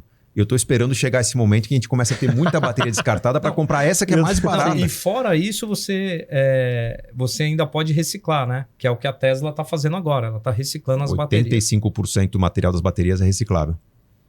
Caramba. Vamos falar desse assunto então. Já que a gente entrou em carro elétrico, Gustavo, embaixador da Audi, tem carro elétrico, né? Embaixador de mobilidade sustentável da Audi. Eu não ando com os carros a gasolina, é uma pena, porque tem carros maravilhosos ainda. Mas os V6, V10 eu fico cultuando só nos autódromos ali. No meu dia a dia é 100% elétrico. Perfeito. Então vamos bater um papo sobre isso. Eu queria que vocês falassem, para quem está em casa, né? Dos últimos 5 anos, o que aconteceu e como que vocês estão enxergando o mercado agora e para o futuro. Assim, começando com você, Gustavo. Bom, a minha experiência é de usuário. Eu sou embaixador da Audi porque eu sou consumidor da Audi. Eu sou fã da marca desde que Ayrton Senna trouxe para o Brasil em 1994. Fantástico. E para mim ficou muito claro durante a pandemia a oportunidade que eu tinha de comprar um carro elétrico. Porque eu já tinha geração fotovoltaica na minha casa, já não pagava pela energia, estava orientando as pessoas que estavam desesperadas com a bandeira amarela, a bandeira vermelha de energia, escassez, enfim. E a gasolina começou a ficar cara. Bom, eu tinha um trânsito que era entre São Paulo e São Roque. Uma ida e volta a São Paulo e São Roque são 130 quilômetros. E eu percebi que, puxa, nesse deslocamento, o carro, que eu já tinha um carro premium, um carro de luxo, gasolina que eu usava alta octanagem, entre gasolina e óleo, eu estava gastando algo perto de R$2.000 por mês. A conta a gente sempre faz usando gasolina. O carro que você tinha na combustão era 6 cilindros. Combustão, 6 cilindros. Eu lembro desse carro. E eu usava combustível de maior qualidade, porque é um carro importado. Sim. Então, se você pega gasolina de má qualidade, ele vai travar no meio do caminho, não compensa a economia. Então, quando eu vi que a economia dá para você dar R$2.000 por mês, qual que é a conta que eu fiz? Puxa, o elétrico chegando para a nossa sociedade, já com uma vida útil maior do que de um carro normal. A vida útil, quando a gente fala, as pessoas trocam de carro a cada 3, 4 anos, porque depois dos 100 mil quilômetros vai trocar a correia dentada, vai começar a trocar várias peças de maior desgaste, vai ter ajustes a fazer que o elétrico não tem. O elétrico tem, pelo menos os Audi tem 10 mil peças a menos do que um carro a combustão. É incrível isso. Eu não troco o filtro, eu não troco o óleo, eu não troco... Não existe não tem câmbio. mecânico, não tem mecânico. Não existe câmbio. Não tem. Se você acelerar errado, você não... Então é um carro muito mais simples. Mas, poxa, a vida útil dele é maior, né? Basicamente o carro elétrico vai ser o mesmo carro por 10 anos, começa a perder um pouquinho da eficiência da bateria depois de 10 anos, aí com 12 anos você vai trocar a bateria, você tem um carro novo. Então, poxa, se eu, nessa economia que eu posso ter em manutenção, óleo, combustível, eu colocar na conta, eu vi que com R$100 mil que eu colocasse a mais no carro, valia a pena. E decidi comprar o elétrico. Aí a Audi me pôs negociação, papel de embaixador, legal. Então, além de ter o meu carro, agora eu tenho que mostrar para o público as vantagens do carro elétrico. Mas eu já estou desde o começo de 2020 rodando com carro apenas elétrico, 100% elétrico, tá? Não tem a chance de colocar combustível nele. E fazendo várias experiências para explorar o limite, a capacidade do elétrico. O elétrico, a bateria, uma hora acaba. Tá? Se eu não tiver o carregador, como é que eu faço? Então tem que carregar na tomada. É um pouco mais lenta a carga na tomada. Mas o carro elétrico ele consome muito na subida, ele carrega em movimento na descida. Então vamos pegar as maiores subidas. Fui com o carro até lá o Agulhas Negras, né? Subi lá em Itatiaia, cheguei com quase zero de bateria, a minha família falando, puxa pai, a gente tá só indo, a bateria tá acabando. Não tem problema, na volta é descida. Na descida ele vai carregando, né? É o sistema da regeneração cinética. Então, para nós passou a ser uma experiência divertida. Já fizemos 3 viagens de mais de 1.000 quilômetros em família, sempre avaliando onde carregar, abrindo os aplicativos, tem carga rápida, tem carga lenta, vou para um lugar que não tem carga, ligo pro hotel, você tem uma tomadinha na garagem. Né? Tomadinha. O cara acha estranho. Acho que vai ter que ter isso no site de busca de hotel, tem que ter lá, né? Tomada de veículo elétrico, né? Rafael, já foram 6, agora com a viagem que eu vou fazer no fim do ano, 7 hotéis que não tinham tomada. Que eu falei, posso instalar? E quanto custa você colocar uma tomada aterrada 20 amperes, pino mais grosso? A tomada cafeteira. Sim. Depende do lugar, 200 a 300 reais. Eu falo, eu pago. Os 7 hotéis falam, não. Você está me pedindo, outras pessoas vão pedir. Olha que legal. Nenhum hotel me cobrou até hoje. E não é porque eu falei, sou influenciador, nada. Depois que chegando lá que eu tiro foto, deixo de usar minha foto. Muito Mas bom. Os hotéis estão se ajustando a isso. Eu argumento, né? Que, puxa, mas você nunca recebeu ninguém com carro elétrico. A experiência é fantástica. O carro não polui, a cada 1.000 quilômetros eu economizo 200, eu deixo de emitir 250 toneladas de CO2, é como se eu preservasse 2 árvores da Mata Atlântica. Puxa, eu já rodei quase 30 mil quilômetros, né? Então, falando você não de 60... dorme melhor com essa informação? Com uma informação dessa? Renato, é demais. Não é verdade? É demais. O carro é silencioso, ele é gostoso de dirigir. A tecnologia do carro elétrico, você tem menos disparidade entre os carros baratos e os carros caros. Tá? Eu sou embaixador da Audi. Um Audi é um carro de luxo, mas eu estou pagando a mais por um Audi. O que eu pago ali? Conforto, ergonomia... Segurança, né? Segurança, toque, porque a aceleração de um carro elétrico barato de um carro elétrico de luxo é similar. A tecnologia do carro elétrico é a mesma do hoverboard, né? Que minha filha usa, aquele brinquedinho de 2 rodas. É um motor elétrico. Então não tem... Não tem desperdício de energia, né? Não tem desperdício. Vou fazer uma pergunta que eu fiz para você. Tem muita desperdício. Jorge. Exatamente. Muitas peças em movimento para perder energia. Da frota. Pensando assim, gente, numa média de tempo, eu gosto de uma média de tempo, para uma frota híbrida, não estou nem falando no Brasil, para a maior parte da população, Quanto 20 demora? anos. Nossa, não é tudo isso. Híbrido, foi o que eu estava comentando com ela. Eu acho que... Vocês são mais máximo, otimistas. Eu acho que menos de 10 anos. 10 anos. Eu chutaria 10 anos. Porque hoje, se você olhar o mercado, né? A gente estava comentando mais cedo, eu trouxe vários temas aqui para a gente explanar. Tá descendo muito carro híbrido agora da China. Sim. E carros bons, carros chineses muito bons, né? Você pega hoje um Chery, né? Que a gente, querendo ou não, brasileiro tinha preconceito com carro chinês. E eu comentei com a Renata que eu tive uma experiência com a Kia Carens, que minha irmã comprou e ia largar na concessionária. Eu falei, deixa eu ver como é esse carro. Me apaixonei pelo carro e fiquei com o carro anos lá. E o grande ponto hoje, por exemplo, eu sou apaixonado pela Volvo, é um carro de luxo. O meu Volvo é fabricado na China. Uhum. Ele não é fabricado na Suécia. Ele é considerado o melhor carro chinês, né? Tá me sacaneando agora. Eu vi esses dias uma reportagem, não foi na opinião minha. Mas ele aproveitou o gancho. Não, ele aproveitou o gancho para falar do Audi. Foi uma só. Calma que daqui a pouco vem uma para você. Não, mas é sério, né? Então, você começa a olhar tudo isso, o chinês, de fato, ele tem um poder de execução assim extraordinário. E os carros são muito bons. Então, você pega a Caoa. Quem era a Caoa?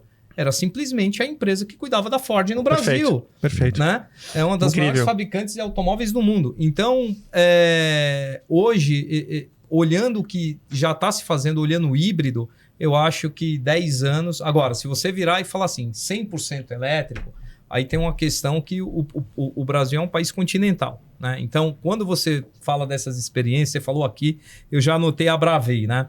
A Bravei é uma associação muito interessante, porque todo mundo que é sócio é esse perfil. É o cara que quer pegar a experiência, quer ver como é que é, tá preocupado na sustentabilidade. É como o jipeiro, né? É o jipeiro do carro elétrico. É o jipeiro dia de hoje. Cara, é o jipeiro. Troca informação, todo mundo conectado. Tem um cara no Rio de Janeiro chamado Felipe, que ele faz parte da associação, ele tem várias fazendas. É o Fera? Não é o Fera. Não é o Fera. Ele tem várias fazendas e ele comprou um Bolt.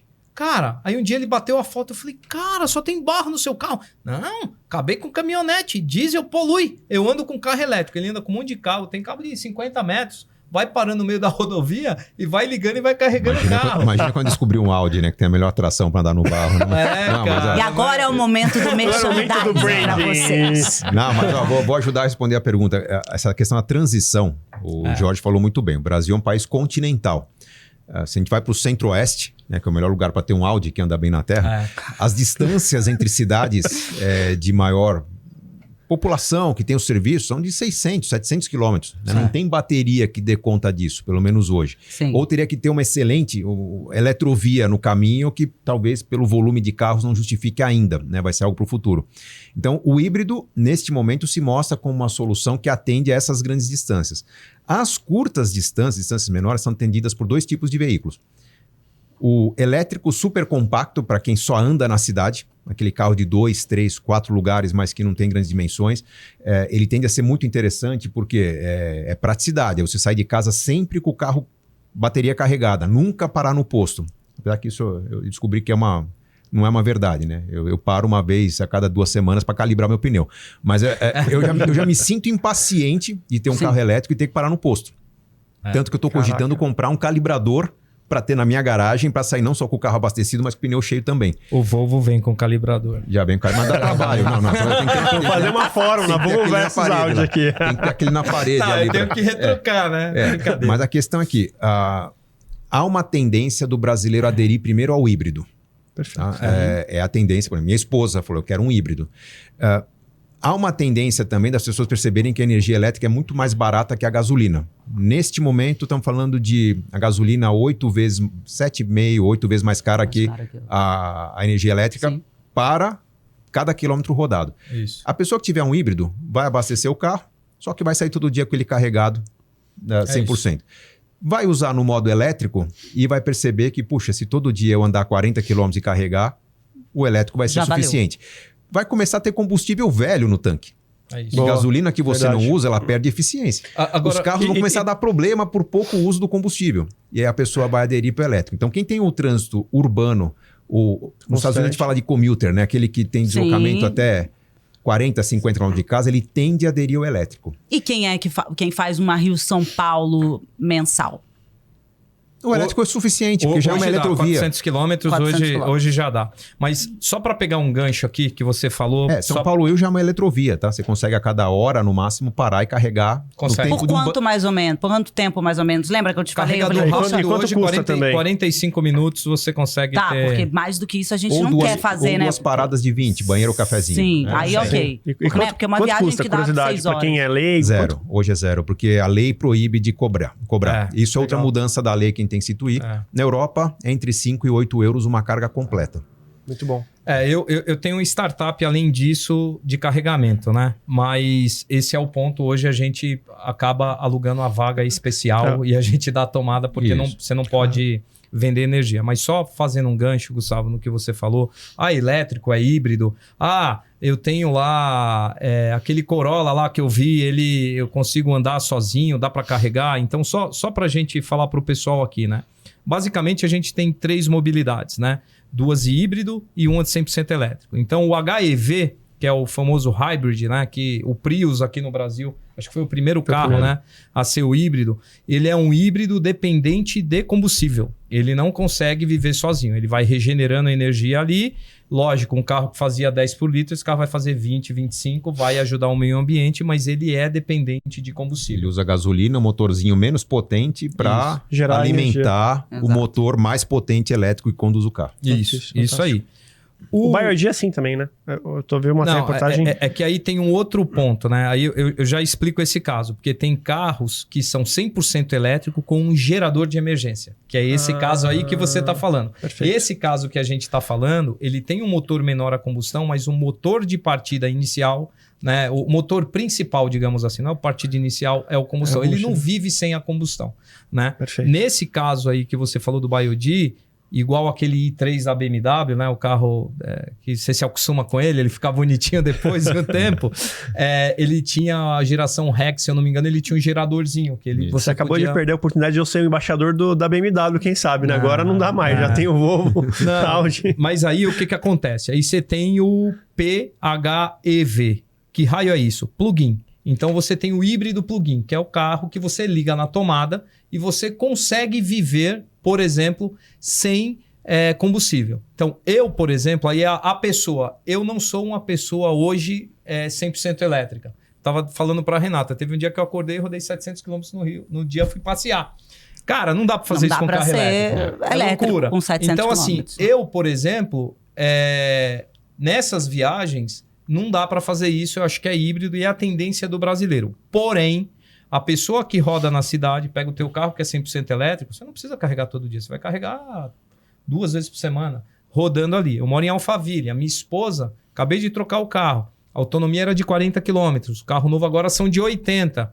Ou seja, ela vai carregar dia sim, dia não. Ela nem precisa mais carregar todo dia. Gustavo, dúvida, o seu carro, qual que é a autonomia? O seu modelo da Audi? Eu tenho um Audi e-tron Sportback, 452 km na cidade, na estrada 360, 370. Por isso que ele não gosta do seu carro, né? Porque ele gosta de carro que tenha menos autonomia, por causa das tomadas. Mas aí tem uma coisa que você falou, que alguém pode virar e falar assim, pô, mas por que na estrada? Porque o carro a combustão, a tendência na estrada, né? A famosa banguela, ele economizar mais. Sexta marcha, né? O elétrico é ao contrário. Quanto mais você para, acelera, mais você regenera. Por isso Cada que o carro... frenagem é uma carga que você dá pro carro. Na estrada não. Sobre na autonomia, o autor do livro que eu falei agora há pouco, o Thiago Alves, ele fez no começo de novembro uma viagem de 1.070 km no único dia, São Paulo, Foz do Iguaçu, com o mesmo carro que eu tenho, o e-tron Sportback, com algumas paradas na eletrovia da Copel. Você da Copel. cruza o Paraná de leste a oeste, oeste a leste, com cargas a cada 80 ou 100 km. Você 80 quilômetros. tem um eletroposto ultra rápido, você toma um cafezinho, banheiro, o carro tá carregado. Eu fiquei sabendo que vão ter carros elétricos que vão recuperar a energia também da suspensão. Isso é verdade? Você chegou a ver alguma coisa? Acho que toda a tecnologia de movimento, ela tende a ser incorporada, como acontece nos carros de corrida. Hoje o freio é um importante componente. Se eu saio de São Paulo para Santos com 70 km de autonomia, que é a distância São Paulo-Santos, eu vou chegar em Santos com 120 km de autonomia. Nossa, cara, que fantástico. Eu consigo voltar de Santos com os mesmos 70 que eu tinha para ir. Gasolina não faria isso. Mas loucura. A tendência é que quanto mais movimento o carro tem, essa ideia surgiu dos carros de rally. Você tem um curso de suspensão que justifica um movimento significativo, você consegue pegar essa energia e pôr para a bateria. Acho que um carro de uso urbano convencional talvez não, mas os carros mais sofisticados tendem a ter. E tem mercado para todo mundo, né? A gente estava falando de carro chinês. Vão ter carro, pelo menos que eu tô vendo, né? Vão ter carros chineses com tecnologia que vai ser difundida para a população. Mas tem também o cliente que vai querer um conforto de um Audi. O Audi, particularmente, eu tenho um Audi antiguinho, eu adoro o carro, é fantástico, eu amo de paixão, o Jorge me... Já trocou o motor 5 vezes. Não, o elétrico não vai ter esse problema, mano. Esse problema não vai acontecer mas mais. O carro é maravilhoso. Mas o dele, ele já trocou 5 vezes o motor. É verdade, mas não troquei o carro. Mas você se apaixona, o carro é maravilhoso, sim. Mas o Volvo também... É um carro bom, muito bom. Fantástico. Então, são conceitos, né, gente? A Audi ela tem como missão inovar no segmento dela. Então, ela não é um carro, uma marca de popularização, ela não é uma marca de longuíssima durabilidade, ela é uma marca que está trazendo novidades que as pessoas pagam um pouco a mais para testar essa novidade, e as outras marcas vão dar escala a isso. Por que o carro a combustão está ficando mais caro? Está ficando mais caro porque está perdendo escala. Antes você fazia uma engrenagem da caixa de câmbio, você fazia 1 bilhão de peças e vendia no mundo inteiro. A China parou de comprar carro a combustão, todo mundo está pagando mais caro pela engrenagem e estão deixando de usar o carro a combustão por causa disso. Você parou para pensar já, né? Porque a gente estava falando da transição, principalmente eu participo da BVE, que é como se fosse a Anfávia dos veículos elétricos, né? E tem toda uma cadeia de sustentação. E isso é um problema, porque você tem oficina mecânica, você tem autopeça. Todos esses mercados serão impactados quando a gente tiver uma virada de chave. O próprio posto de gasolina, né? Talvez deixe de existir. Vai ser ponto de parada para você tomar café. Ele tende a converter as bombas de combustível para bombas de carregamento. E já tem, inclusive, um concorrente meu que eu vou falar. Tá muito perto. Um concorrente meu que eu vou falar, mas eles vêm fazendo um excelente trabalho, que é a EasyVolt. A EasyVolt lançou junto com a Fibra um posto 100% elétrico. Aqui em São Paulo, eu acho que vai lançar agora em dezembro. Bem legal. Caramba. Mas agora eles não podem cobrar ainda? Como é que vai fazer? Aí eles vão se virar. Aí eles vão se virar. Hoje, qual que é a vantagem de um posto que tem o eletroposto ali, né, para carregamento? Ele tem mais pessoas parando, pessoas que vão ficar 40 minutos. Como vão ficar 40 minutos, elas vão consumir alguma coisa. Então, o ganho vem no consumo adicional que a família tem. Gente, eu fiz uma experiência com um veículo elétrico recentemente. Chamei o Jorge, foi me visitar no meu escritório. E uma dessas visitas, ele foi com o carro novo dele, com o Volvo, foi mostrar o carro e estava todo empolgado com o carro e me mostrou os detalhes do carro. Eu fiquei assim, impressionado com o carro, né? Eu falei, ô Jorge, vamos ali embaixo, quero mostrar. Eu também comprei um veículo. Eu falei, Rafa, comprei um veículo elétrico. Vamos lá que eu vou te mostrar. E ele, sério, assim, não, sério. Sabe o que eu achei? Eu falei, graças a Deus ele parou de trocar o motor do carro dele e comprou um carro novo. Mas afinal de contas, qual era o veículo elétrico que você adquiriu?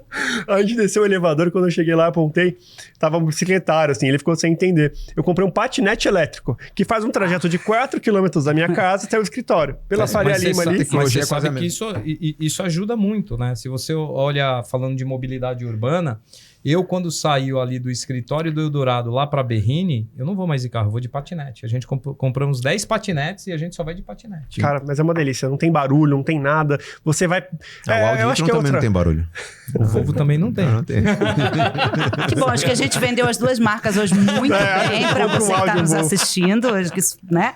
A casa também sustentável. Acho que no próximo episódio a gente pode falar da sustentabilidade de pessoas. É um assunto que não acaba. Não acaba. E a inteligência financeira, porque ser sustentável é você não ser um custo para a sociedade e para sua família no futuro. É verdade. E não deixar essa conta para os seus filhos pagarem. Eu acho que você já tem o módulo 2 desse primeiro episódio. Vamos abrir a agenda aqui. E para você que quer investir num veículo elétrico, já sabe aonde comprar, só não sabe como conseguir. Então você vai entrar agora na Super Rico, a empresa do Gustavo, que vai te ajudar com essa inteligência financeira para você alcançar esse objetivo de ter sonhos, né? Planejar sonhos e poder, né, assim, adquirir seu carro elétrico. Enfim. Planejamento financeiro é para isso. Eu vou entrar lá para ver se eu consigo comprar um Audi. Você vai ver mais rápido do que você imagina. Se não tiver que trocar o motor, o payback vai ser rápido. Não, o seu é um caso à parte, esquece. Eu acho que o problema é você, não é o Audi. O problema não é o Audi, é a gasolina ruim que ele põe no Audi. Certeza.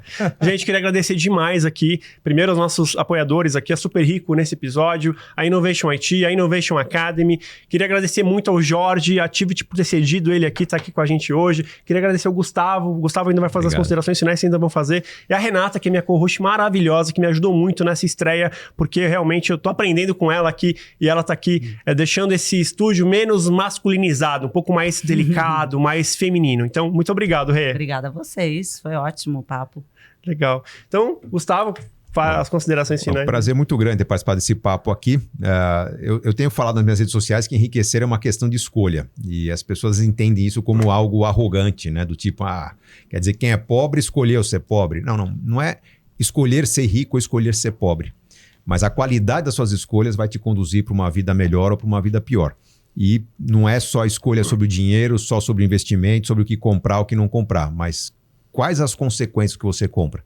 Você paga mais por um veículo elétrico? Na aquisição, sim. Ao longo da vida, não. Você paga mais por uma casa sustentável? Sim. A reforma custa 20% a 30% mais caro. Mas o quanto isso vai te custar ao longo do uso dessa casa? O quanto isso vai custar para a sociedade?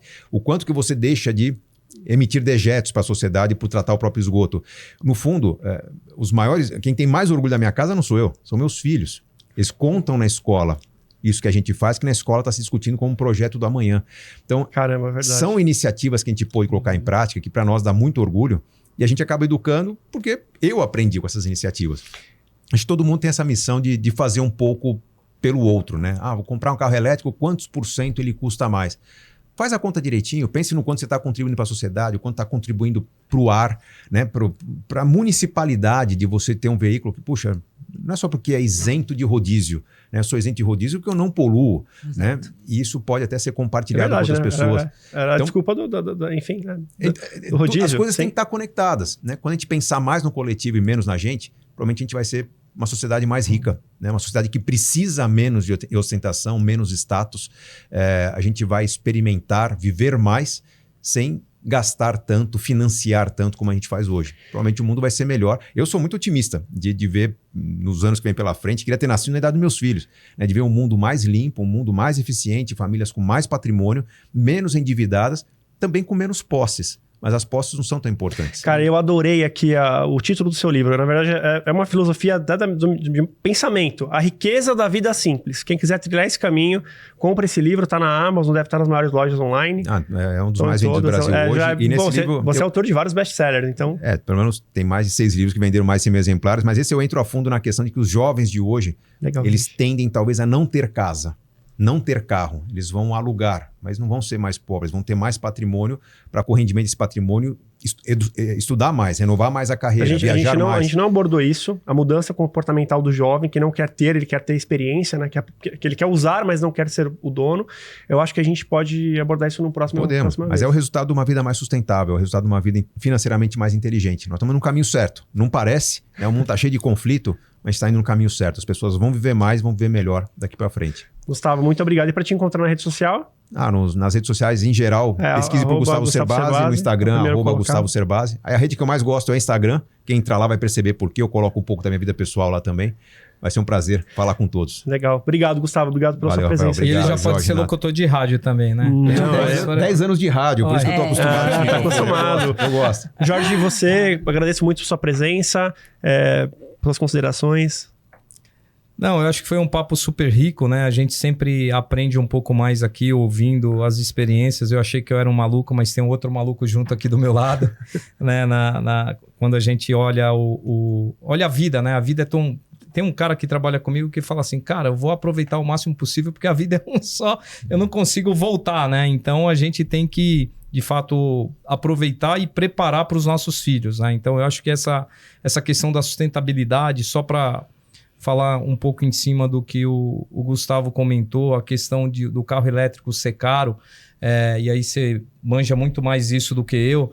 por mais que você pague um pouco mais, né, um investimento, né, na empresa a gente fala o CAPEX e OPEX, né, um investimento e a despesa mensal, a tua despesa mensal ela é muito, muito, muito menor. Né? Então, quem conseguir fazer um planejamento no planejador do Gustavo aí para comprar um carro elétrico, nem que seja o Kwid, que é um pouquinho mais baratinho, mas que vai pagar 8 vezes menos o custo, eu acho que vale a pena. Pesquisem, que eu acho que a gente vai ajudar o planeta aí. Legal. Valeu, gente. Obrigado Jorge. Para te encontrar na rede social? Sou mais velhinho, né? LinkedIn / Jorge Ben. Executivo. Obrigado de novo a você também. Pode fazer as suas considerações. Onde o pessoal te encontra? Quem quiser ver. Nas redes sociais, eu tô como Renata Flowers. Não tô como Renata Flores, não tinha. Na minha época, todo mundo se chamava Renata. Né? Eram 6 Renatas numa série, então a gente se chamava pelo sobrenome. Do meu sobrenome Flores virou Flowers, e assim eu me tornei ali na rede social. Vocês me encontram por ali. Eu adorei participar, principalmente com esses 2 nomes. Eu acho que quando a gente começamos falando sobre inteligência financeira, o que, claro, levou à sustentabilidade, que são os grandes temas do Gustavo e também do Jorge. A gente poderia fazer uma série de podcasts somente com esses 2 temas, que se complementam o tempo inteiro. E espero que a gente possa fazer aí o módulo 2. A gente ainda tem muita coisa para falar. Esse foi um episódio de jovens, assim, eu acredito, assim, de 13 até os jovens de 70 e poucos anos, 80 e poucos anos, ou até o final da vida. Porque o que a gente discutiu aqui, não acredito mais que é pro amanhã, não acredito mais nesse futuro. Eu acredito bem nesse momento de agora. Então, talvez esses próximos 20 anos que a gente comentou, para a transição energética, ou então para uma frota híbrida no Brasil, eles estejam muito, muito, muito presentes nesse momento agora, do que a gente está fazendo, da Casa Sustentável, do livro que o Gustavo fala, das propostas que o Jorge traz. A gente está vendo um momento de grande transformação, acho que uma das maiores da história. Então, quem está nascendo agora, quem é dessa geração que vai acompanhar isso, vai ser legal de ver, né? Carro elétrico, daqui a pouco aeronave voando sozinha, enfim, os próximos 20 anos tem muita coisa legal para a gente ver. Fascinante. Então, você que nos assistiu, muito obrigado pela sua companhia, obrigado pela sua audiência. Essa foi a nossa estreia e a gente espera entregar muito conteúdo bacana como esse com o Gustavo aqui para você. Muito obrigado, pessoal, e até a próxima. Tchau, tchau. Tchau, pessoal.